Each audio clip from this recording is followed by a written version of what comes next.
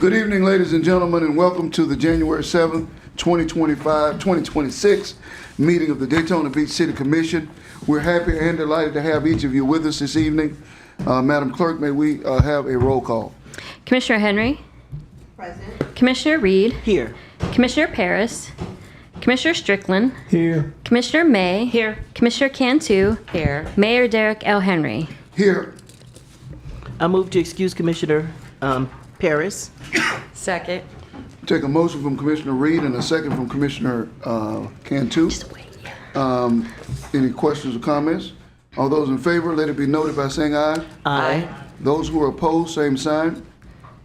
Motion carries 6-0. Now have our invocation, which will be led by Commissioner May, followed by the Pledge of Allegiance, led by Commissioner Henry. Please rise for the invocation and Pledge of Allegiance.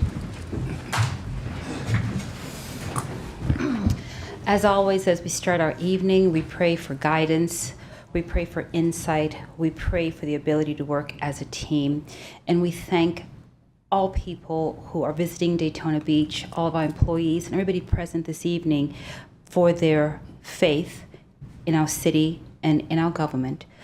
We pray this in Lord Jesus' name. Amen. Amen. I pledge allegiance to the flag of the United States of America and to the republic for which it stands, one nation, under God, indivisible, with liberty and justice for all. We'll now move on to item number 4, which is approval of the minutes of the November 19th, 2025 City Commission meeting.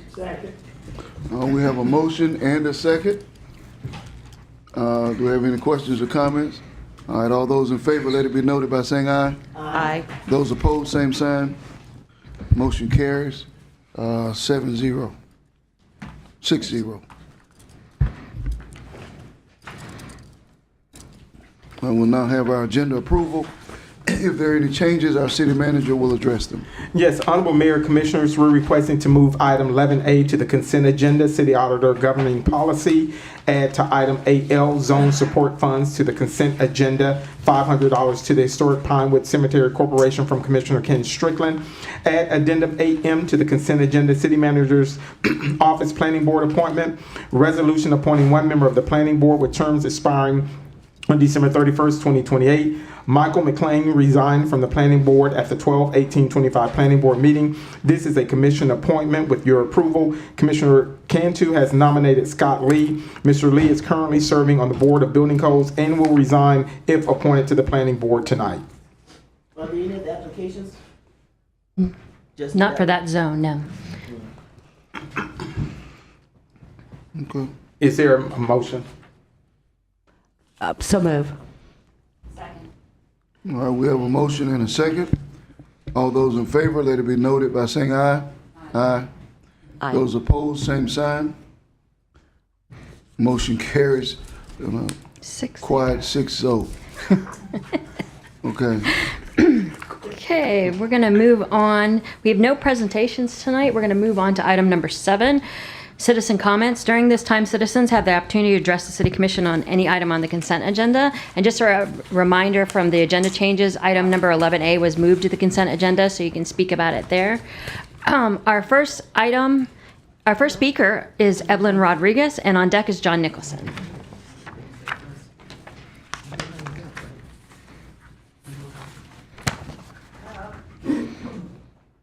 Evelyn Rodriguez, Molly Road, Daytona Beach. For item 8B, the agenda and backup says that they want to authorize the purchase. I didn't see that on the resolution.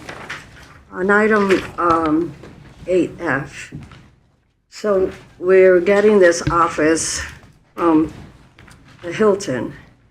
The agreement says that they exclude the phone lines, specialized security infrastructure, additional data cabling, and unique police department specific installations. That was on page 2. But on page 1, we're supposed the city's going to use the premise for official police functions, including administrative work, office reporting, writing, interviews, equipment storage, and other lawful operations. So, how are we going to do that? So the city is getting this office rent-free, but they're going to have to install the improvements necessary to secure the storage, as in page 2. Communications equipment, operational efficiency is going to be approved. I don't see this being a good deal for the city. We already have 2 stations on the beach side. As far as I know, we only have one big one on the west side. I don't think we need this. And this is not coming out cheap because we're going to have to install everything possible to make it a station, including, we already have on the item, a renewal of our IT for $1 million. So all that is going to be money costs. So I guess you're going to come back. Also, what are they going to sit on? So I guess we're going to supply furnishings too. and make storage available for our, and it has to be secured. So I don't see this being a no-win situation for the city, so I object to it. Okay, so since you moved 11A, on 11A, the auditor policy, I just wanted to point out, you may want to check, paragraph 5F refers to appropriate authority, but I didn't see where it was defined. Thank you. Okay, our next speaker is John Nicholson, and on deck is Doyle Lewis. John Nicholson, 413 North Grandview Avenue. It just so happens that I also have F. We did have the Hilton substation there for 10, 15 years. It was basically absolutely useless for people on the boardwalk because they would come out the front door on their bicycles, ride down the boardwalk, and exit to downtown. And we never saw them again until they came back in the afternoon to put up their bicycles and then go home. Hopefully, under the chief, that we will spend a few more minutes on Beachside. I believe almost sort of kind of maybe a little bit. He indicated that the patrol that is anticipated to go to the boardwalk will not be shared with downtown, especially considering they already have their officers downtown. So there's no need to send us additional groups. So hopefully they will spend more time on the boardwalk, more than, let's say, 5 or 10 minutes a day. But most of that equipment should have already been in there. If not, just connecting it, the infrastructure is already there. So I'm presuming that you wouldn't have pulled the wire out of the ceiling and whatnot. Secondly, the tennis center, we've neglected it terribly. I know that they can't hold tournaments there because of the condition of the courts. We were supposed to be redoing the courts like 2 years ago or whatever. We have to look at all of our facilities to make sure they're up to date, at the best that they can be. If you remember last meeting, the ladies came in from the marina.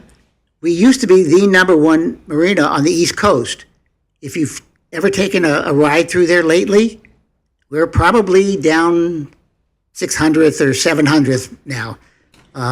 There are damage from the hurricanes of 2000 that haven't been repaired yet. So if you get 20 years and you don't repair something, there's something wrong. They're not taking care. It's not pristine.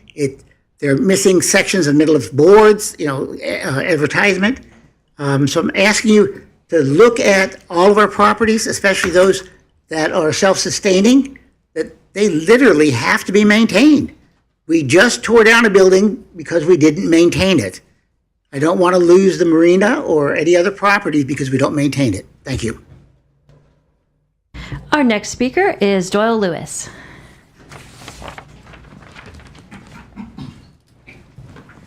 Good evening, Commission. My name is Doyle Lewis, Daytona Beach. I came to talk about the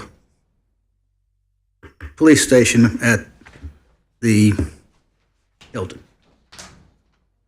The more police that come around there and through there during the day deters people that hang out there, live there, and try to ask for change. I worked at one of the restaurants there for over a year.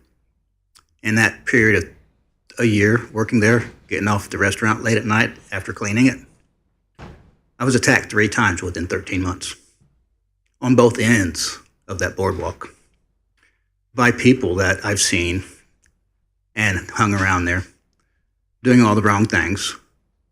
So the more you have an officer go back and forth through there, especially on bicycle or just walking, you can deter that type of activity. I was physically attacked 3 different times. I'll leave it at that. Police officers need to be seen instead of hiding because of one reason. It deters crime. I know that for a fact. If I don't see police officers crime's going to happen. The second one I want to talk about is 11A, city auditor governing policies. That's a good idea, especially when auditing is mainly about money only.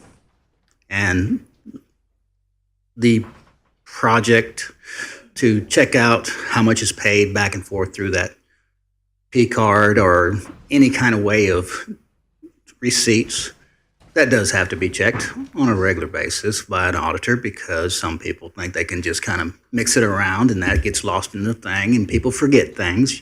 You're not supposed to be able to do that.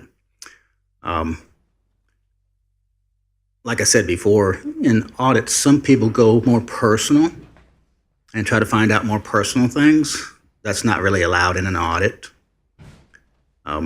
especially when it comes down to your home, your address, and all that. I've been through some of that stuff, and that gets messy real quick. Thank you. That was my final speaker for the consent agenda. All right, do we have any questions or comments? I have a comment.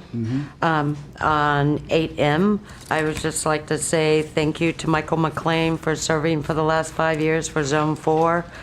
I really appreciate everything he's done. And I also just would like to welcome Scott Lee to Zone 4 Planning Board. All right. And Mr. Mayor, I'd like to address the concerns in regards to the Hilton. I think that this is a response from Commissioner Paris that we would do more over there in regards to policing. And I believe that Chief is aware of what that expense would be. And I think that he is a reasonable man and a compassionate man. And if John was to speak to him and tell him what his concerns were when we previously were over there, I think he would respect that and he would honor that as well. Okay, well said. Any other comments? Do we have a motion? No, not yet. So moved. Second. All right, we have a motion. We'll take a second from Commissioner May, motion from Commissioner Reed.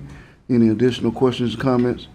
All right, all those in favor, let it be noted by saying aye. Aye. Those who are opposed, same sign. This motion carries 5-0. Commissioner Henry is out. Thank you for pointing that out. Okay.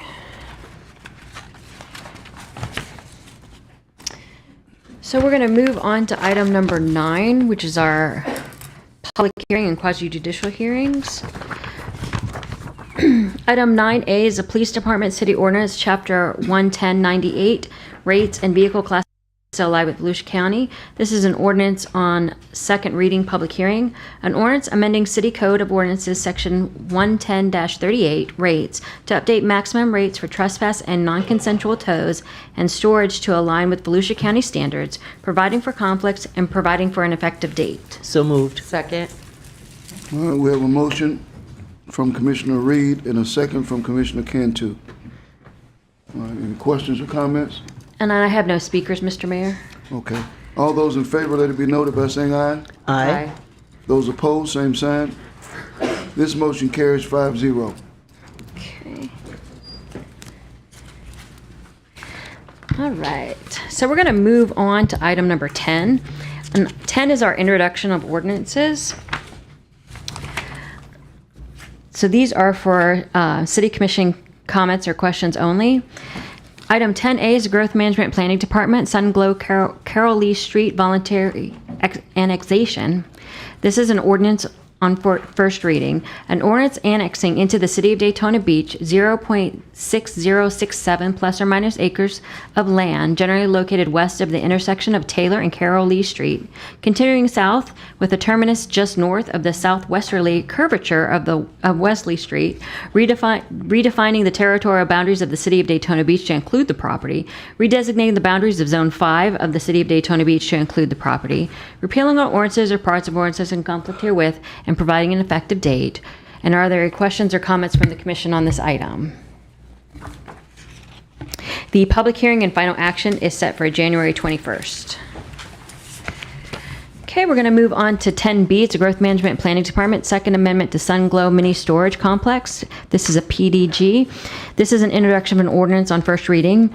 An ordinance amending the zoning map of the Land Development Code to rezone 0.61 plus or minus acres of property generally located 500 feet north of the intersection of LPGA Boulevard and Jimmy Ann Drive, Wesley Street, from R4, Volusia County Residential 4, to PDG, Planned Development General, approving the Second Amendment to the Sun Glow Mini Storage Complex Plan District Agreement to incorporate an additional 0.61 plus or minus acres of the property into the planned district, and to reserve the landscape and tree preservation requirements to reduce the overall landscaping provided on the site, authorizing the mayor and the city clerk to execute the amendment, repealing all ordinances or parts of ordinances in conflict herewith, and providing an effective date. And are there any questions or comments from the commission on this item? The public hearing and final action is set for January 21st. Moving on to the growth management, item 10C is a growth management and planning department petition to amend Waypoint Community Development District. This is an introduction of an ordinance on first reading.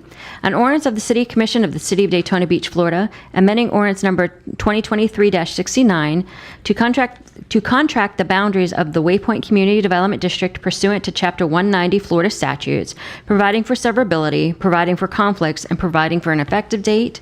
And are there any questions or comments on this item from the commission? The public hearing and final action is set for January 21st.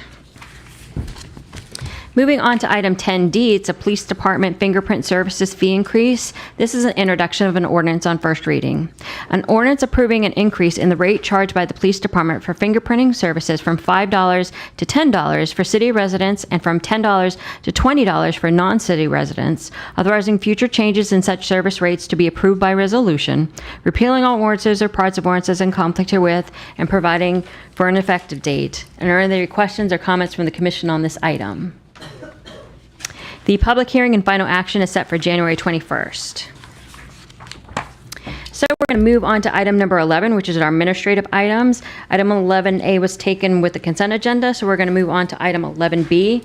This is the Public Works Department, Fleet Maintenance Utilities Replacement Vehicle and Equipment Replacement Purchases. This is a resolution authorizing the purchase of 10 vehicles for the utility department at a total cost of $1,031,507.72 and providing an effective date. And I do need a motion on this one. Second. A motion from Commissioner May and a second from Commissioner Henry. All right, do we have any speakers? And, oops, John, I missed you on item 9D.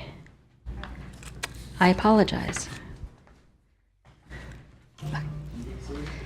Do you want to speak on this item?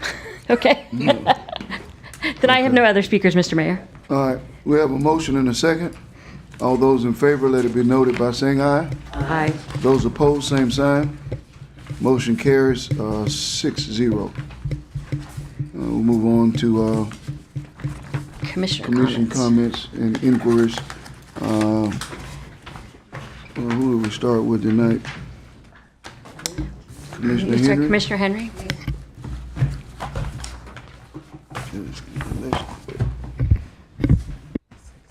Let's go. Just one comment tonight, Great. and that is that I want to thank the city staff for doing such a wonderful job with the jazz event that we had over at the YSG. It was an amazing event, and Keith Willis and his team did a wonderful job. It was packed. They had a wonderful musician. We were able to purchase wine, and I'm looking forward to bringing quite a few more of those events to our community. And those are my only comments for tonight, Mr. Mayor. Thank you. That's great.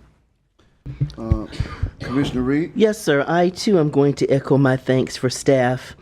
Once again, we had a very successful Senior Oasis prom, and we had another successful children's Christmas party.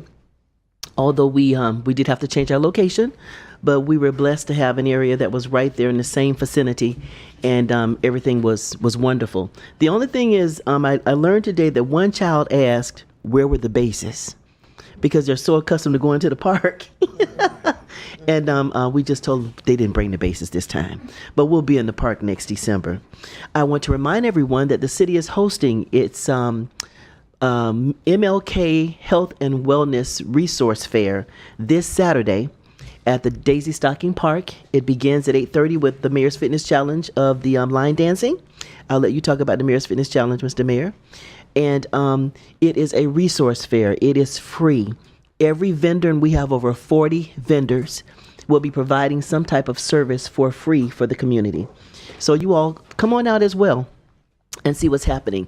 We have our youth participating from various schools in the community, and we added an education component this year because we really hadn't said anything about King. We were just saying let's stay healthy because he wanted us to be healthy people. But our elementary schools have a coloring contest, and our middle schools have an essay contest, and that's in partnership with the MLK committee.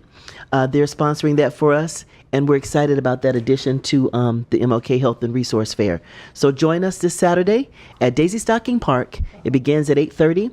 The actual health fair is from 9 to noon. 9 to noon. The National Panhellenic Council will be giving out school supplies because, as you know, a lot of school supplies are given out during the fall, but those children use those things during the fall, and so then they have nothing when it goes into the spring. So pen and paper and folders and all those sorts of things, backpacks, will be given to them as well by them. And I'm going to use this word, a plethora of resources will be offered by all of the other vendors that will be there. So please join us. And we'll have some hot dogs and chips and water for you to munch on as well. And activities for the children. We're also going to allow the children to color on site to keep them active, those that will be performing, give them something to do as well. All right? Awesome. That concludes my comments, and Happy New Year, everyone. Likewise. Commissioner Strick? I don't really have anything tonight other than to say Happy New Year to everyone, and hope you have a happy and prosperous and healthy New Year. Thank you, sir. Commissioner May? So I was looking at the manager's update, and I really appreciate the Daytona Beach Housing Authority, thank you, Daytona Beach Housing Authority doing the artwork on the sidewalks of Dickerson Center. We had talked about the kind of walkway, and so with the MLK bus that we have there in this, I think it's really, really a nice environment for us. I'm wondering, what is going on with the Campbell Hotel? Any updates on the Campbell Hotel? I know we put out, sorry about my throat. We put out, for information, staff will be bringing something back to you all. It may be part of your 28th discussion as well for the workshop. Okay. And then also, I'm just double checking, is there going to be, I'm just double checking, I know there is, I just want to say it out loud, a marina meeting tomorrow morning at 10 a.m. at the City Marina? Yeah, 10 a.m. Yeah. Okay. So we'll just be discussing some events taking place there, some concerns, some of the residents of the marina will be present as well, right? And then also I had sent an email wondering if we could possibly have, and maybe during the holidays it was lost, but wondering if we could have an evening meeting since we have some liveaboards who maybe during the week cannot make it, or people at work at that particular time, that we could maybe do something in the evening. I sent that, I'm not sure if they put that out or when they could do that. Is there a possibility of that? Looking at the email that we received today, tomorrow at 11 a.m. and also 5:30 p.m. So it's 11, not 10. 11 a.m. and 5:30 p.m. and Saturday at 2 p.m. Okay, and when did they put that out? We got it at 2:32. You and I did. We got it at 2:32. All right. So any information that I provided you was accurate up until 2:32, at which point it changed, and it's now 11 o'clock, 5:30, and then also Saturday. At Alrighty. 2 p.m., yeah. Extra. So we have 3 meetings planned. All righty? Good. Thank you. Glad I inquired. Thank you. Okay. Commissioner Cantu? Yeah, I'll make it real quick. Everyone should have a copy of this letter, the Veteran Museum and Education Center. It was sent to me. I guess they had a board meeting, and the director of there is talking about if we do any kind of monument for the over at the rec center, they would want it at their museum. That's why we approved their veteran museum. So anything that we want to do, they really would like it to be at the veteran museum. What do they mean, a monument? I guess at the rec center, we just The WAC. the rec center. But why would we take it and put it at the museum when they want to find a way to activate the WAC? I don't understand. Because it has to do with veterans, and that's why we approved the Veteran Museum. So they would like to have all the history in one spot. So when people come to visit, they can, whatever they can do, a display inside the Veteran Museum, or if we're going to do a statue, they would like to put it on their grounds where they have the Purple Heart, where they have the Vietnam veterans, World War II. They just believe everything should be in one spot. I respect that, but what the purpose of whatever they're going to put over there is to commemorate what was there at that location. What the veterans is saying, that place, they just danced there. It wasn't actually something that, do you get what I'm saying? Yeah. It was a dance hall, but it was a dance hall for other people as well. So why would you do that when we have a veteran museum? I don't agree with that. I think we need to check the history on that because there was more done there than dancing. But that doesn't mean that there can't be some type of WAC recognition at the Veterans Museum as well. Mm-hmm. But where the WAC was, the history of that location needs to symbolize and commemorate what was done at that location. Okay. Well, I'm going to disagree with you. You Agree may. to disagree because I'm going to go with the veterans. I mean, just like we tore up some plaques before I was elected, what was the Confederate plaques, and put them in the in the museum that we have over there. We didn't just keep them where everyone wanted them to be. So that's why I agree that this should be as well in our museum. So, and these are what the veterans want as well. And I said they could have something, but what took place with the WAC was at that location. I think something could also be there. And they can disagree. Yeah, they disagree. They can disagree. Mm-hmm. I'm just trying to understand then, well, why would we do that? Why would we do that if we're not, then that space is not being activated. And that's the purpose of whatever we do, is to say that this was a space that meant something, that it was a part of our history. But so we want to do something there. So what would be the suggestion that we do there? But it is waterfront property. We have the old fire station right now that we're hoping that we turn that into a restaurant. Do we need parking for it? There's a lot of things. We're redoing the baseball field. Do they need more parking? Could we actually put some kind of little museum over there for the Jackie Robinson baseball?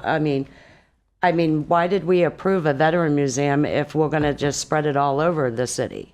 I think that gives our visitors more of an opportunity to go around the city and explore all the things that we've done. We don't have to limit ourselves to one location. They can go to both locations. Gives them a chance to see both areas. Okay, well, where's this letter so I can read? We sat up here and discussed, I think Commissioner May discussed, at the Espelon. And everybody seemed, okay. So what's the difference from the Espelon to that space? I'm just saying, and would you like me to read this, or did you guys all read it? I didn't read it, so I can't say I didn't see it or read it. Okay. But it's in the folder. But I'm going to read it, but if you want to read it, it's good.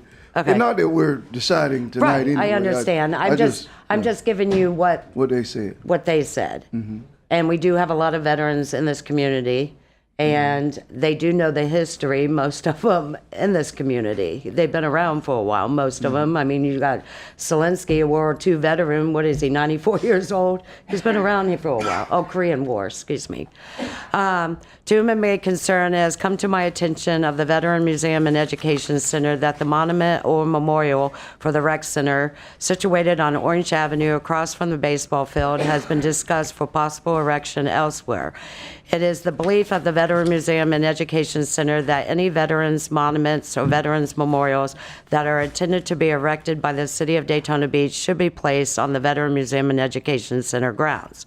To maintain continuity of an active visitor center for veterans memorials, it should be located in one area. The Veteran Museum and Education Center returned to Daytona Beach to fulfill that obligation.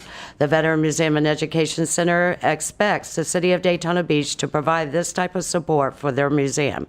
We will be available for discussion on this matter whenever possible. Thank you very much. Jose Rose, Museum Director. Okay. All right. Any other questions or comments on that? Okay. Anything else? Yeah, the last thing, I do have some good news too. And I want to say thank you to Mr. Gross. So at our last meeting on the CRA meeting, I was asking about the HUD disclosures on some of the properties that we've been buying because it's not in our backup, which I believe it should be in our backup. I did receive one of them that I've been working with Mr. Gross, and I started looking through that. And I had a problem with a few of it because it was like an elementary 101 contract. And it did not require much at all. And on that contract, I'm just going to pull that up. I should have been prepared. I was looking at some of the line items of the HUD disclosure, and the settlement closing fee was $1,500 from us, $500 the seller paid. Then attorney fees was another $1,500. Document preparation was another $1,500, and post-closing fee was $500. So we're looking at a little bit over $5,000, and that is like way too much for a closing when there was already a mortgage on that property. So the mortgage, that means the title policy, they already had title policy insurance. It was a very simple contract, and I'm not saying anything bad about the person that we paid this to, because if I was in his position and I could do that, I would have done it as well. But we paid way too much money on this. So I was working with Mr. Gross, and we were talking, and he was looking it over. So he's going to start doing with contracts like this in-house, which will save the taxpayers a lot of money. If you want to discuss that a little bit more. Sure. Traditionally, our office has essentially farmed out the legal work associated with the closings, particularly on redevelopment properties, for two reasons. You know, real property can be kind of a specialized line of work, but particularly with redevelopment properties, they can come with a lot of title issues that can require. They're sort of super challenging types of transactions in terms of time and expertise needed. So rather than trying to develop that expertise in-house, our office had previously, under both my predecessor, I think maybe his predecessor, as well as continuing through today, we were having a private attorney help deal with those title issues. And in a typical real estate transaction in a redevelopment area, they can be very complicated. But in light of the commissioner's concerns, you know, we've reevaluated. We're going to have to train up our staff, but we will make every effort to do that work on every contract that we can, as long as, you know, we can still fulfill the redevelopment goals. So yeah, that's where we are. Okay. Mm-hmm. Very good. And I thank you because, like I said, this one was a pretty simple one that could have been done very easily. So, and that's it. Happy New Year. All right. This Saturday, tomorrow, we will kick off the 11th Mayor's Fitness Challenge. Can't believe that we've been doing this that long, but we will kick it off at the Midtown Center, where we will weigh in, and then 10 weeks following, we will exercise on Tuesdays and Thursdays. But as Commissioner Reed mentioned, the first meeting will be on Saturday at the Daisy, and it will be an epic, I think, community experience where everyone is invited to come out and learn about the many, many resources that this community offers to help us with health and wellness. I think this is has grown into sort of a hallmark event for our community, because when you think about health and wellness, you think about dietary considerations, how it is that we should eat. And so it's a perfect alignment for the Mayor's Fitness Challenge, because everything that we talk about in the challenge is lined up on this day. You talk about mental and emotional support.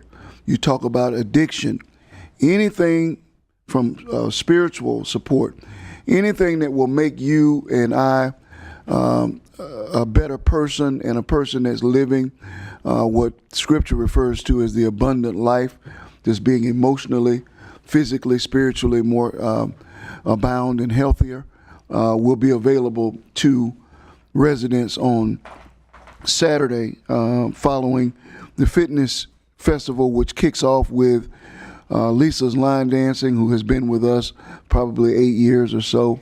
So we'll go from 8:30 to 9:30. So please, if you have not signed up, it's just $20, and you cannot spend a better $20 in Daytona Beach than the Mayor's Fitness Challenge. What you receive in the way of professional services and in the way of prizes, fun, fellowship, cannot be overstated. I want to thank the staff for what I thought was an amazing and awesome and phenomenal Christmas parade. I saw it from a different perspective this year because I did not walk in the parade. I greeted the schools who participated in the parade and who were all given a check from this city to support academic achievement and programs that empower and encourage our students. So I saw the parade from sort of the judge's booth as all of the events walked by. And I don't know that I'm ever going to walk in the parade again. And I guess if I do, I'll just walk to the booth and then be able to stop and enjoy the parade from the city's perspective, because it was just it had diversity in terms of the types of events. You just had businesses that were involved, all sorts of extracurricular programs and activities. As I mentioned, many of the schools, even Atlantic High School, Campbell, Mainland, all of their bands were a part. West Side's band, I think Turity, but just so many events. And then there were no lags in the parade. So it was executed flawlessly. And so just happy and excited and appreciative to staff for doing what I think was a wonderful job as we get better and better in kicking off the holiday season with what I think is a great parade. We only ask that next year we try and avoid the same day as Ormond Beach, so that we can hopefully have the Seabreeze folks be a part of our parade. The Mayor's Gala to support the First Step Shelter is coming up on February 7th. The city is a platinum sponsor, so we certainly hope that all of you can attend. If any of you are interested in sponsoring a table or anything of that nature, you're welcome to reach out, and we will support that as well. But February 7th, we have an ambitious goal this year. We have would like to see us raise at least $250,000, closer to $300,000, which would put us over, I think, the $1 million mark of funds raised in the 3 years that we have been doing this. And also an update, the First Step Shelter has signed off on joining with United Way to be able to fund First Step into the future. So what's it called when you an endowment? Thank you. We are starting and igniting an endowment to support First Step. And just so you know, that any money that the city contributes to First Step over the last few years, including the money that we're giving towards the Mayor's Gala, all profits go into the endowment. So that we don't give anything, and I've made this clear, more than the $400,000 that we give annually to the operation of the shelter. So everything that we give, including the sponsorship that the city's giving, the sponsorship that I'm giving, all of those profits go towards the endowment because we want to build the endowment over time. I've got an ambitious agenda to figure out how to do that. But if we're ever going to get off of government assistance, we must build an endowment. And so it has gotten started, and hopefully we will be able to get off to a good start with that. Mr. Mayor, I want to tell you something. I went actually today. I went for a tour. I hadn't been there for a while. I was there when they opened up. I went in and met with some people there later on, and I thought, let me go try one more time. And I went, warm reception. They didn't know I was coming. I had a little surprise visit, and I got another tour. I took another health professional with me, and we were both really impressed with the services offered. I checked out the dormitories. I checked out the different health facilities. I saw people inside, outside. I saw the improvements, the new awnings, different than when we first started, right? And it was pretty impressive. And there were a lot of people there. And I look at the stats that they provide, and the stats are good. And the health professional I took with me is involved in mental health also. And she was really surprised that we had it, and she was shocked at everything that we provide in Daytona Beach. So thank you to all of us. It's a really good job. Yeah. Thank you for acknowledging that and visiting as well and stating that. Okay. 40 vendors. I want to make sure I didn't forget anything. Okay. Thank you all, and a happy New Year. And to the citizens of Daytona Beach, let's remember that this is our sesquicentennial year. Our city has been in existence for 150 years, and there are many, many things that we have to celebrate and to be grateful for. Certainly, we have many challenges that we together want to confront and overcome, but I also want to acknowledge the great history that we have as a community, and during this year, find ways to highlight that. And even in the Mayor's Fitness Challenge, much of what we're doing is to show what we've been for 150 years. So thank you all, and let's make it a great year. Actually, Mr. Manager, do you have an update for something, please? Yes, in an effort to make sure that they do great advertisement and get to all of the people at the marina, they have moved the meetings until next week. And so they'll be sending out more updated information for that meeting next week with the marina individuals. Yes, okay. Mr. Mayor, can I say one more thing? Pelican Bay, the restaurant at Pelican Bay is now under new owner and management, and they actually are open to the public. So I just wanted to announce that. You can go to the East Gate to go to the clubhouse. It's 350 Pelican Bay Drive, open 7 days a week, 11 a.m. to 8 p.m. The food is great. It's a new business, Mr. Manager, if we can advertise this, I appreciate it. Thank you. Yeah. So, Mr. Mayor, I only had 3 items. Just want to say the Transform 386 process of acquiring property in flood zones is going exceptionally well. We've been working with the county, and there we signed off some documents for Cottle Circle, where people are going to be able to sell their properties and get funds to move into locations that are not in the flood zone. So that process is going through with the redevelopment staff and the county. Want to recognize that Commissioner Paula Reed will be honored for her contributions to the transformation taking place here in Daytona Beach as a commissioner in her zone by the Wilson Foundation. And so we just wanted to congratulate her on her honoree for this weekend. She'll be recognized, and there will be, because of her, funds will be raised for students who go from Daytona Beach, specifically in Volusia County, that go to colleges and universities throughout the country. So congratulations, Commissioner Reed, on that honor.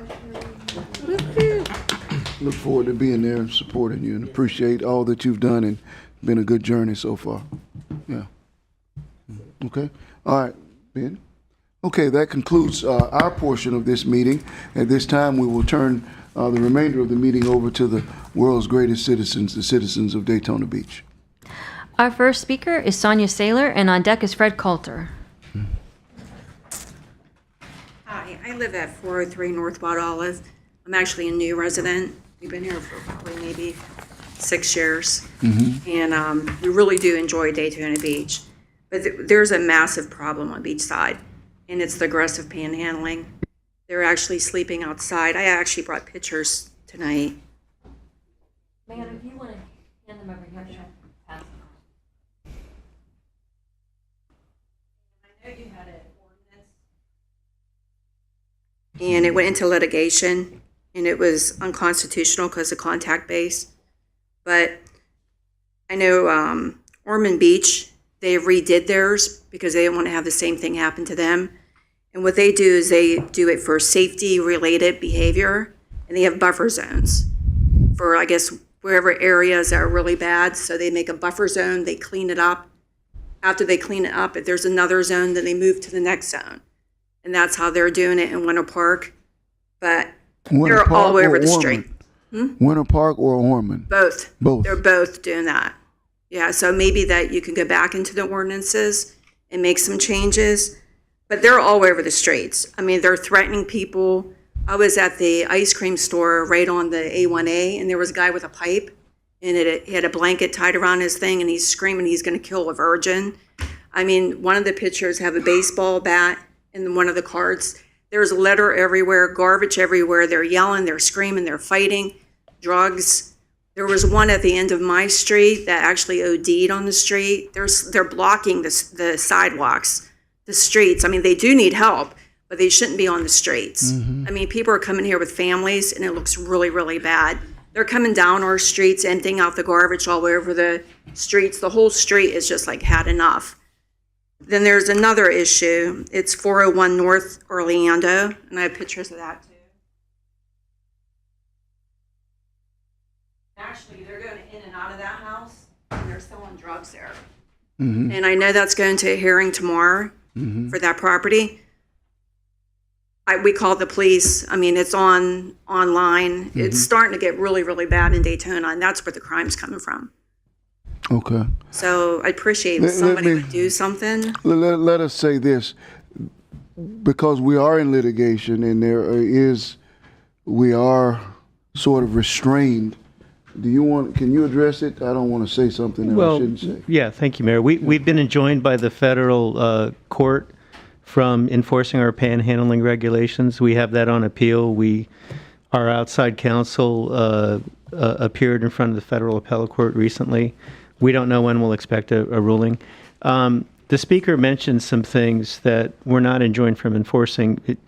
You're not allowed to do drugs or threaten people with pipes or assault people. And you know, my assumption is that if people make those complaints to the police department will have strategies that we've worked with them on to aggressively enforce things that aren't based on panhandling that are crimes. But we are enjoined from some sort of enforcement or extending what we've done in the past. So really, whatever they're doing in Ormond Beach or Winter Park, we probably couldn't do that. Well, I mean, to adopt a content-based regulation, you would establish buffer zones for anybody who's in the right-of-way, regardless of what they're saying or communicating. So I don't think that's what Ormond or Winter Park is doing. I'd be happy to look at those codes, but my assumption is that those would be covered within the scope of the injunction. All right, well, let's look at their code and then you can talk about it later. Yeah, because they actually changed it as soon as you guys went into litigation. That's why I found out. That's why they called it public sleeping bans and buffer zones. And they go for the safety issues. So sleeping is a different issue. And I know that's state law, but they're sleeping all over the streets too. Yeah, we have camping regulations in place. We recently updated them to match up with what the state has. So you know, it takes enforcement, but we have those in place. So you're seeing a lot of sleeping? Oh, yeah. You're seeing daytime sleeping, correct? Daytime, nighttime. sleeping. They're out there on nighttime too. They're stopping the cars. I mean, even coming down International, there was one guy, he's screaming, I've been here for 2 hours, swearing, going up to the cars, saying, I haven't got any money. I mean, it's just bad. You got needles laying around. One guy had, they're going to the bathroom outside on the sidewalks. I mean, it's just really bad. On the beach where the kids go, like where the parks are, I drive through there with my bike, and they're all over the place, and they're all high, and it just looks bad for the city. I understand the look, but what we have to focus on are the things that we can control. because a person is standing up or yelling, if it's, it's certain things we can't do.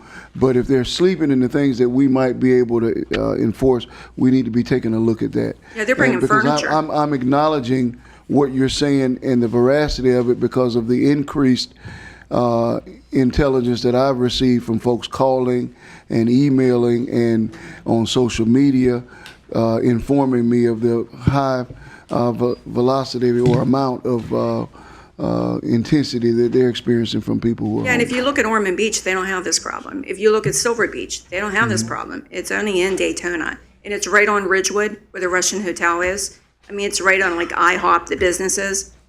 I mean, people don't want to go walk into business when you have people with bad behavior, aggressive behavior. Oh, I certainly understand. Yeah. And I want to see how we can address it. Did you have something, Chief? I do. Okay. And ma'am, you can go ahead and have a seat. Your time's All right. expired. Thank you.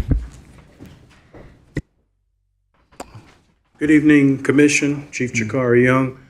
In reference to what the resident is speaking about, I was just dealing with the media on yesterday because they were very interested in the agenda item that came up earlier in reference to what we're getting ready to do with the satellite office behind the Hilton. So what we're doing is we're going to be bringing back the boardwalk unit, which is in addition to the bicycle unit, where that's going to be its own zone. But it's not going to be just exclusive to the boardwalk. It will cover Main Street. It will cover Breakers Park. We will be moving down to Sunsplash Park. So the goal is to be able to maintain more of a consistent presence in the core area on the beach side that we have not been able to do in the recent past. What's allowing me to do that is we have a class of 17 new recruits that will be out on their own starting in April. And when that class of 17 are out on their own, I will have the resources to shift some things to be able to maintain that consistent presence in that core area. As far as what the resident is speaking about, I can just tell you that when we get calls, we respond and we address. If it's happening and we're there, we're obviously going to address it. Are we able to catch everything? Absolutely not. But I think the men and women of the department are doing everything they can with the resources that we have and the constraints that we have to address the issues. But it is a goal of mine as the police chief moving forward into 2026. It's a part of my strategic plan to make sure we do everything we can within legal authority to address the issues that are occurring on the beach side. I just wanted to make that known to all of you as commissioners that that is a priority for us, because I know the drum is being beaten louder and louder and louder about the beach side and issues and things not being addressed. This is pretty much the top of my radar as we move forward into 2026. Because in years past, we had this boardwalk unit, and somewhere around 2016, it went away. So based on what we're seeing, we agree we have an issue, but the issue is not being ignored. Okay. We're putting resources in place to address this. Okay. And it's not going to be just a couple months thing. We want to be consistent, because I think that is the key. Because even if we're not taking everybody to jail, because we know we can't arrest our way out of this problem, we understand that presence in itself goes a long way. Presence in itself is a deterrent. So accuracy by saturation is what we're trying to do. We don't want to be overbearing, but we want people to feel comfortable as they come into town, especially as we roll into spring break and the summer months. So let me ask you to do this for us also. At the next meeting that we have, could you come in and share with us sort of what your strategic plan is? Yes. And what are the hotbed issues, the things that you're focusing on, so that the community can, hear that as well, and also give us an update on how you did last year. Just kind of sort of a review. Is that from that's year over doable. year? Yes. Okay. All right. So the next commission the next meeting. commission Okay. meeting. Yeah. Okay. Thank you. That's perfect. Okay. And to our 6-year resident, welcome to Daytona Beach. Sorry you're having those experiences, but hopefully the plan will be to help address it and make it. This is gonna push you all the way back. Okay. Well, Hopefully you'll get that. okay. Maybe something different in the city. Okay. Thank you. Mayor, can I ask you, can I ask what address this is? Because a few of these pictures, it actually looks like a code violation. Yeah, it's on there. I think it's on one of the pictures. It's 401 North Oleander. It's what? 401 North Oleander. Okay. There's mentally ill people living there that you drive by, stop, look, take pictures, and they put a steel thing on their head and start pointing to the sky, and it's crazy. Okay. And I can't believe that it's still there. I did want to say this. So I've has said, Denzel looked at the code violations? on it? you have to ask Denzel. He's been told about it. He's They have, okay. They've been there. Okay, thank you. But I've mentioned this before. We have a growing homeless problem. I mean, a lot of the people I see out there I've never seen before. I know I've gotten reports that some of our neighbors are dropping off their homeless problems here. We need to start using our tag readers and catch them doing that. But we're going to have to spend some money, folks. We got too many homeless people and not enough places to take them to be able to say, hey, you got to move on. Because if we don't have somewhere to take them, something to offer them, we're kind of in violation of what you were just talking about, some of the constraints that have been put on us because of the lawsuits and stuff. And until we spend a little more money, and I hate to say that out loud, but we're going to have to designate some more money toward helping this problem. And maybe expand our first step shelter or something, whatever it takes. I know, I saw that look. I feel that way too. But we've got to do something. We can't just keep herding them around town. And the police department does a great job of what they have to work with. Have for a long time, and I know they'll continue to do the best they can with what they have to work with, but it's going to take some more money, and I hate saying that, but that's all there is to it, because we got a whole bunch of homeless people. Yeah, but I don't think they want to go. I think they want to be right where they are. Well, I agree with you, but we can't leave them. There's been some sleeping on the side of Plaza Boulevard a couple nights this week, you know. We can't just leave them there when they set up shop in neighborhoods. I mean, we got to be able to offer them something. We do. We offer them something. I think we do a good job of what we're offering now. They don't want to go. Our shelter stays full now, so we got nowhere to take them. They're not going to go. I mean, we have to. Some of them will go, some of them won't. But even if we got some that want to go, a large part of them won't go, and they're happy with what they're doing. Mm-hmm. Like it seems to me that these pictures, how they're very atrocious pictures, that's where they want to be. At that, they get to do what they want to do there at that little house. They get to do all the illegal things. They're not being held accountable at the house. And they're happy there. I feel like I'm looking at these pictures and I feel like those people, that's right where they want to be and they're happy right at that place. Now, do I feel like we need to do something? We have to go back and maybe look at some other alternatives. I don't know what it could be, because I do just feel like looking at those pictures, those people are pretty doggone. I do what I want to do when I want to do it and how I want to do it, and I'm happy doing that. And we have a safe, we do have a safe zone, and I know there was a couple that lived over in my area for about 6 years. It was a husband and wife. I got a couple around the corner from me. Give them help. That's exactly what they wanted where they wanted to be. So I don't know what the answer is, because I do agree that something has to be done.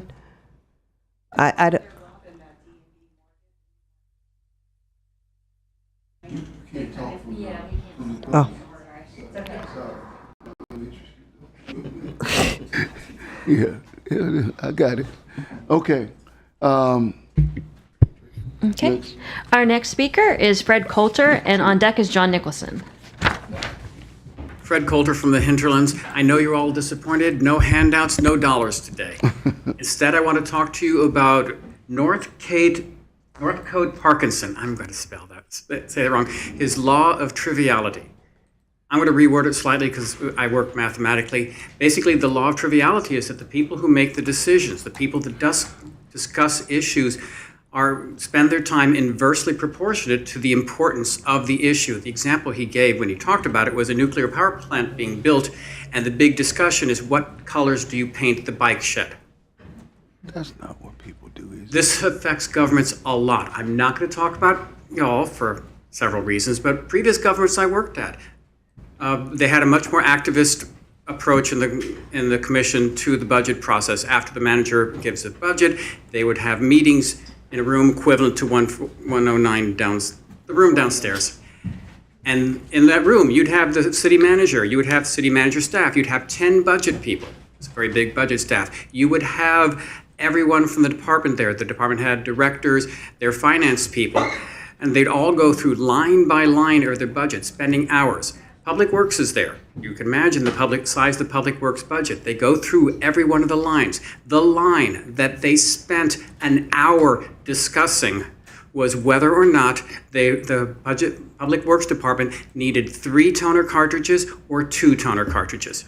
We're talking a budget in the millions and millions of dollars, and the big discussion item was about a $600 difference. On the other side, same government, everyone knows about Sunrail. Beautiful idea. Sunrail was approved. They loved it. They liked the stations. Nowhere in any of their discussion was a discussion with the budget office or the finance people of what happens in 5 years. I left before that, when the state stopped paying for it. There was no plan at all about funding. The law of triviality means that that y'all are spending way too much time on the small things and way not enough, there's got to be a better way of saying that, not enough time on the big picture items. And this is not a Daytona Beach problem. This is an everybody problem. If it's just Daytona Beach, there wouldn't be a law. Look in the mirror when you're looking at things and decide, is this really the big issue, or is there something we're missing that may be far more important than the stuff you're spending time on? And that's the law of triviality, and no handouts, no dollars. Enjoy yourself. All right, thank you, sir. The law of triviality. Our next speaker is John Nicholson, and on deck is Stephanie Jones. That's too much information, girl. John Nicholson, 413 North Grandview Avenue. Several things. One, with regard to the property we just bulldozed down, I agree with Stacy. The highest and best use of that property would be parking. One of the reasons why it couldn't be developed as a functioning property was it didn't have parking. So hopefully we will get back the property where the Tortugas have been in for the last 10 years or so. And that could be a recreation center, because our city has no recreation center for seniors downtown. We're the only city in Volusia County without a recreation center for seniors downtown. It's a place that is needed. Our staff used to go to the recreation center and exercise. Shirley used to walk down every lunch hour and exercise down there. I would suggest that we put a small monument location, but you could put 60 parking spaces there, and it would help everybody, especially with regard to the fire station. There is not enough, 44 spaces is not enough for a large building of that size. Secondly, where are we at with the ACLU lawsuit? We are probably at another 20,000 people since we did the redistricting from 2020. So if we added 20,000 people, we really should do redistricting. So why not just get rid of the lawsuit, do redistricting, and get the whole thing out of the way? A1A, I did not like the curvature and the problems that they had there. It's even worse now, all right? I'm told that they're going to put in 38 crosswalks. Each crosswalk will have 28 signs So you're talking over 1,500 additional signs. If you go down now, what they've already put in for those little bumps, they've taken all the trees out. Remember the trees down the middle of A1A? And replaced them all with signs. You see yellow signs all up and down. You can see even more. It's absolutely atrocious. They took the landscaping out. Remember, you didn't want the landscaping? So they took it all out and paved it and striped it. There's only 7 parking spaces that you got out of that. There are 48 striped areas that could have been parking. It's not a good idea. Lastly, I've been asked, I don't know, about 30 times now, what's happening with the city? The P cards or this and that. P cards is a non-issue, all right? We went 30 years. It's a wording issue. That's all it is. People have not been stealing millions of dollars on our P cards. But what we've done with the Bike Week funds and what we did with the COVID funds, that, somebody asked, is anybody going to jail? Possibly. Thank you. Our next speaker is Stephanie Jones, and on deck is Kiana Long Hargett.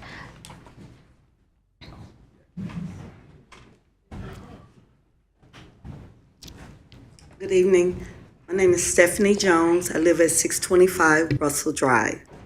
And my concern this evening that I wanted to speak on is the accessory dwelling units, known as the ADUs.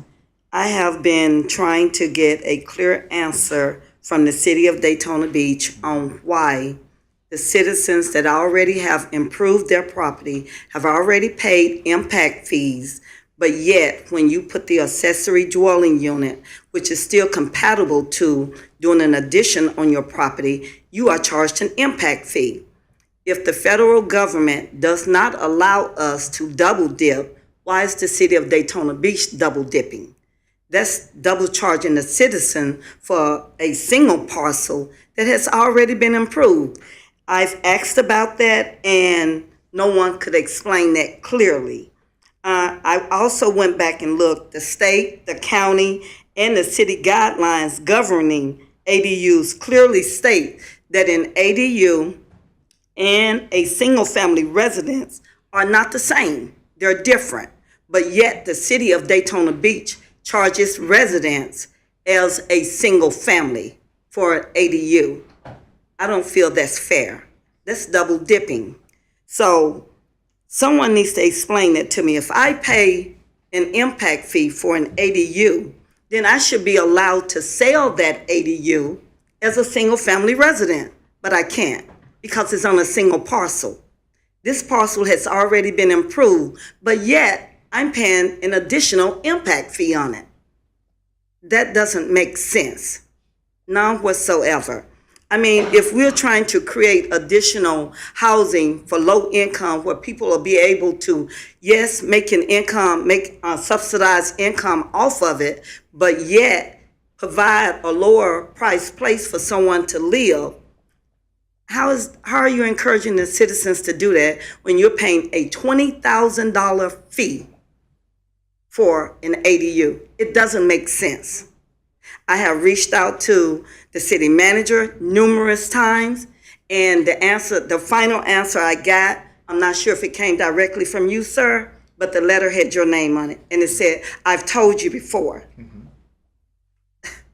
That doesn't make sense to me. If you've told me before, you're going by the interpretation of what someone else has said. Instead of going by, quote unquote, an interpretation, it should be in black and white, clear. Even an 8th grader, 7th grader should be able to understand it. It should be laid out. It shouldn't be left to anyone's interpretation. It should be clear. Thank you. And I agree. I keep talking about the ADU. I think it's unfair. I think that we originally said that it was something we wanted to help with our affordability crisis. And $20,000 does not help with affordability. And I think that we've got to come back and we've really got to take the time to look at what these fees are and is this, and I understand that this was the fees that we had originally set, but I don't think that we really paid attention that would affect ADUs this way. And I've talked to numerous people, Miss Stephanie, as well as many other people about these ADUs. And I think as a commission, we've got to come back together and we've got to look at this and we've got to get something that's fair for our residents, because this is what we want. ADUs is what we want. Ben, is there anything we can do to make it cheaper and right by our residents in a way that, because the commissioner has talked about this, and it's something we want to do, and we want to use it as a tool to make housing more affordable. And one of the ways that you make housing more affordable is you create areas where density is easier to have density in certain spaces. Now, what we don't want, however, folks, is some of what we have on the beach side, which are unregulated, really improved areas where you got what's called an ADU, but it's really a hut. You walk from one parcel of the house and it's just a hut. So we do want to make sure that it's upgrading the community and not just something to say you're putting somebody out back. We had some discussion of this when we were looking at second reading on the impact fee ordinance that was adopted recently, when Mr. Williams of Raftellus was here in front of us. And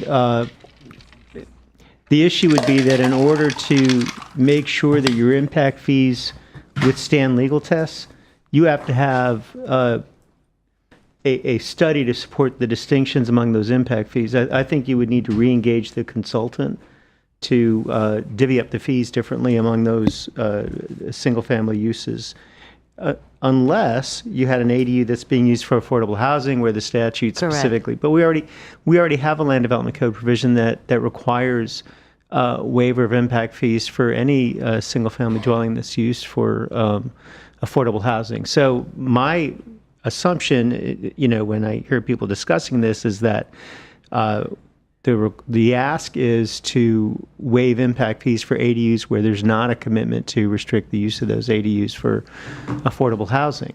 And as Commissioner Henry points out, there still may be an economic benefit to having those ADUs by increasing the housing supply.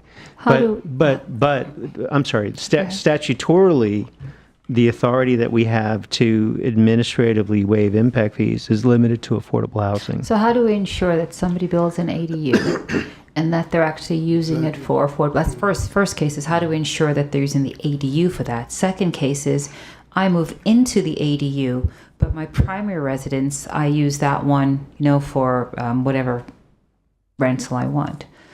The answer to that question is no different, from an ADU for any other single-family dwelling unit. We may require the owner to record a restrictive covenant that limits the use and occupancy to somebody in affordable housing, or we may require a contract with the owner. But we have that baked into the Land Development Code now. So my assumption from what I'm hearing is that the ask would be to reduce impact fees for ADUs generally, which would be a different issue. It's doable, but I think you would need to re-engage the consultant to be able to have a showing that you're fairly allocating the different impact fees among different uses, which is something Mr. Williams of Raftel has talked about, but I don't think we really had time to do that with changes in the impact fee statute looming. I agree. I do not think you need to do that if you are using that for affordable housing. And you also even get a tax break if you're like moving in a senior, your parents or whatever in the ADU. You do know that, correct? When you're paying your taxes? I wasn't aware of that, Commissioner. Yes. So I think I would like, Ben, I would like you to check into that more because I disagree with that. About the impact fees for an ADU, because if I'm actually reading something right now, and she is right. You're almost like double dipping. And it says right here that a municipality can waive those fees. For ADUs? For ADUs, yes. Yeah, I'll take a look at that, Commissioner. Okay. But I do think we do need to have some type of contract or something to say that they are using it for affordable housing to give them that break. Mm-hmm. And I agree they need that break. They shouldn't be paying extra. Mm-hmm.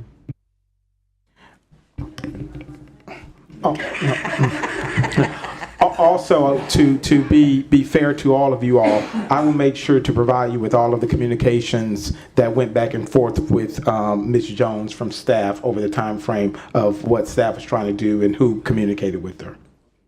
Oh, I appreciate it. Yeah, because I know when Commissioner Henry brought this forward and ADUs, and I supported you with this, and I have checked recently on that.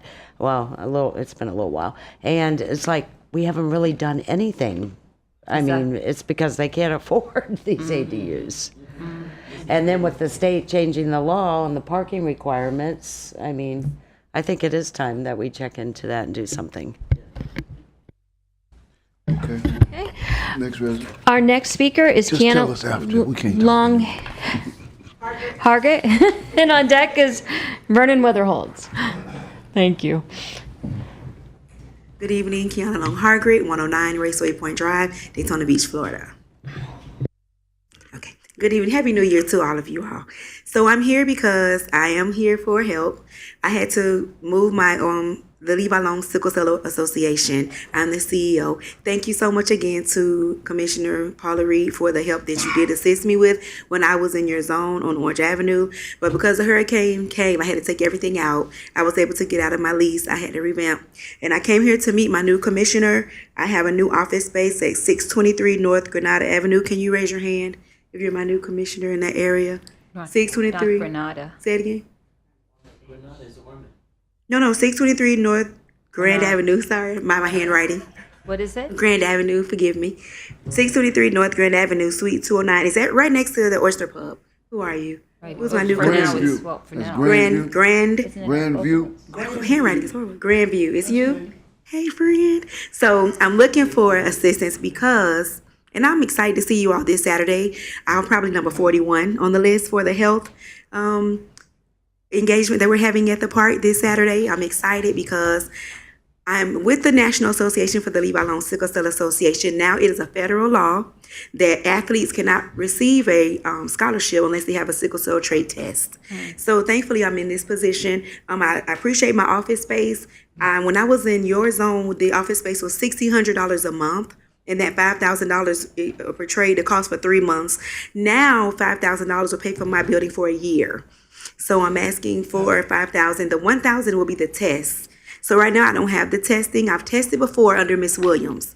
I've tested the athletes at Bethune-Cookman University, so I know how to do the test. I am certified to do the testing. But right now, this Saturday, I'll be able to give information because I'm partnered with Halifax Hospital. They do the testing. And so that's what I'll be able to give. With your help, my new commissioner, then I can go ahead and do more things that I need to do. Also, is that everything? What's the name of your organization? It's called the Levi Long Sickle Cell Association Incorporated. I have all my documentation. 501c3? Yes, so you all have my letter already, and it's a good standing right now still. And actually right now I'm under the state umbrella. They actually have put me under the state because in Tallahassee they wanted an actual office in Volusia County. So that is me now. Now I'm responsible for getting the statistics and the numbers for education and testing in our county. And so I'm held accountable for that. So I would definitely need to keep my space so I won't have any stress and continue to do the work. Since I have more time, thank you so much, you all, for the First Step Shelter. I was blessed to be an actual case manager there. And one of the women that was one of my clients, she was in the paper with you. She's actually going to be my assistant at the building. She has a home per First Step Shelter. But do you all know that there's an organization that gives people that are on disability, they give them money if they work for a nonprofit. It doesn't bother their money or their rent. And I would love to email you all that information because every county that I'm able to help, that anyone that has a nonprofit, they will let you put them in your office. They will pay them, and it does not bother their SSI. Thank you all so much. I'm here to help. Thank you. If you forward that information to me, the clerk, and then I can do it, send it out to all the commissioners. Yep. Okay, our next speaker is Vernon Weatherholtz, and on deck is Doyle Lewis.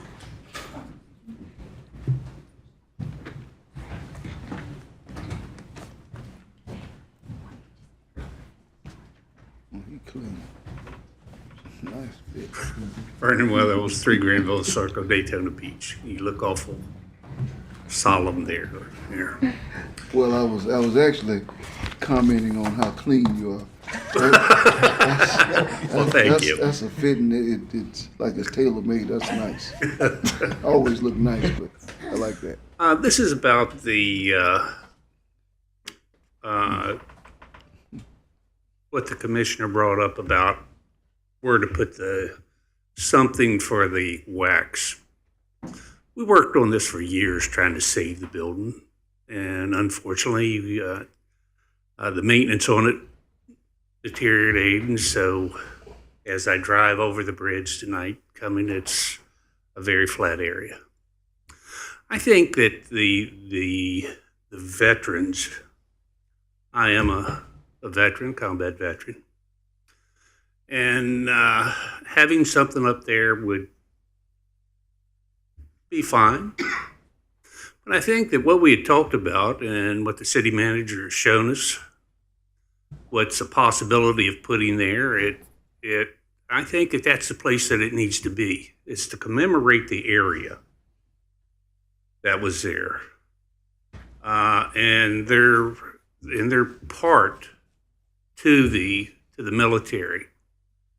At the museum, it's mostly about veterans, as myself, combat veterans, a lot of different things, very unique, but I think it's a good place to start there. We have some good ideas what to do there. And if the veterans, as myself, I go there often. I worked there when we were preparing to move in there, do some of the work. I've planted a tree up there. So I think that with the groups that I'm involved with, they believe it should stay there. And I think it's up to you commissioners to do just exactly that. And what we had talked about, and I won't use that ugly term, promised. Thank you. Thank you. Our final speaker tonight is Mr. Doyle Lewis. Good evening, Commission. Doyle Lewis, Daytona Beach. What a wonderful year it is. So many things to talk about tonight. I came here on several different things, and while I was coming here, one of the things that I wanted to talk about was the ability to use the parks. People to walk, people to understand the parks, all the way from North Daytona to South Daytona, all the way around Main Street. There's a little park off of Main Street. Looking at the river, on both sides of the river. And I took the day of it. Came down, I was on the boardwalk. Everything's fine. Seen a couple panhandlers, but they wasn't aggressive. Came across the bridge to go to the library, make sure you was having a meeting tonight. For some reason, I couldn't find that on the computer, so I had to physically come here to see, which sometimes that's just the way it has to be. But while I was going to the library, on my way down, researching what's going on, everything from Peninsula, right off of the north side of Seabreeze, where the fire was on a two-story house where a local 50-year-old band member and a person who sang passed away on the second floor in that fire. The homeless situation is not going to get better unless you do something about it. I've told that to just about everybody in this town, everybody in Ormond, everybody in Flagler Beach, everybody in South Daytona. If you don't lead with persistence with a police force, they're just going to do what they want to do. That's fine, but do it outside the city limits. Go somewhere else. Daytona Beach has been trying to clean it up for a long time. Please be persistent. Be like a history professor in college. Keep doing the same thing over and over, and you'll get good at it, and you'll get rid of the problem. You got to be persistent. All right. Moving on to the next one. Waterfront property. Everybody wants it. Everybody wants control of it. You've got a piece where the building did get taken down at the end of last year, I believe it was. It's veterans' history. You can't erase that location, even if you want to. People who know their family history. And let me tell you something about being a person in the veterans. Have you ever seen them dance? They do. Women love to dance more than men, but dancing will keep you alive. It's healthy. There's nothing wrong with dancing, even when you're in the military. Thank you.